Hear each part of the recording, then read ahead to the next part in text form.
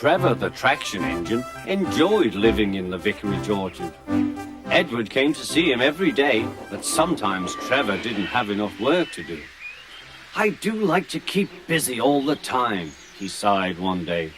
"And I do like company, especially children's company." "Cheer up," smiled Edward. Sir "The Fat Topham Controller Hatt has work for you at his new harbour. I'm to take you to meet Thomas today." "Ah!" exclaimed Trevor happily. "A harbour! The seaside! Children! That will be lovely!"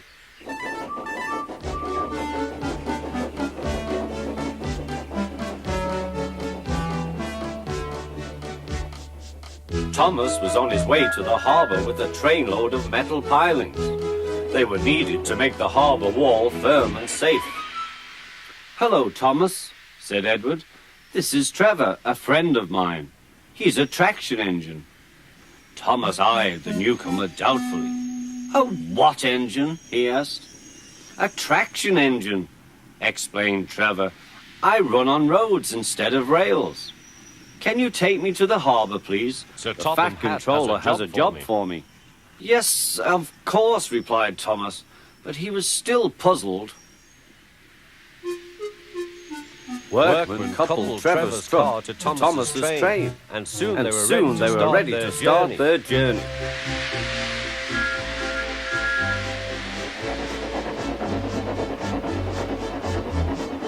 "I'm glad the Fat Controller needs me," called Trevor. "I don't have enough to do sometimes, you know. Although I can work anywhere, in orchards, on farms, in scrapyards, even at harbours." "But you don't run on rails," puffed Thomas. "I'm a traction engine. I don't need rails to be useful," replied Trevor. "You wait and see." When they reached the harbour, they found everything in confusion. Trucks had been derailed, blocking the line, and stone slabs lay everywhere. "We must get these pilings past," said Thomas's driver. "They are essential. Trevor, we need you to drag them round this mess." "Just the sort of job I like," replied Trevor. "Now you'll see, Thomas. I'll soon show you what traction engines can do." Trevor was as good as his word.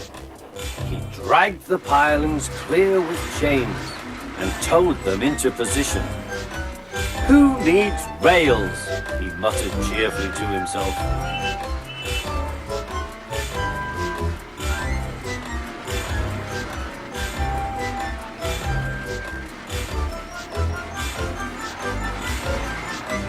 Later, Thomas brought Annie and Clarabel to visit him. Thomas was most impressed.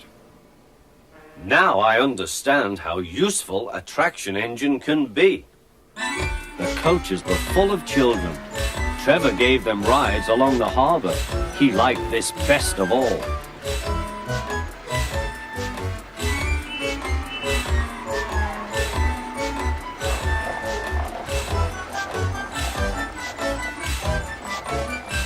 "He's very kind," said Annie.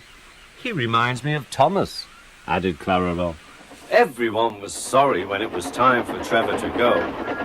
Thomas pulled him to the junction. A small tear came into Trevor's eye. Thomas pretended not to see. He whistled gaily to make Trevor happy.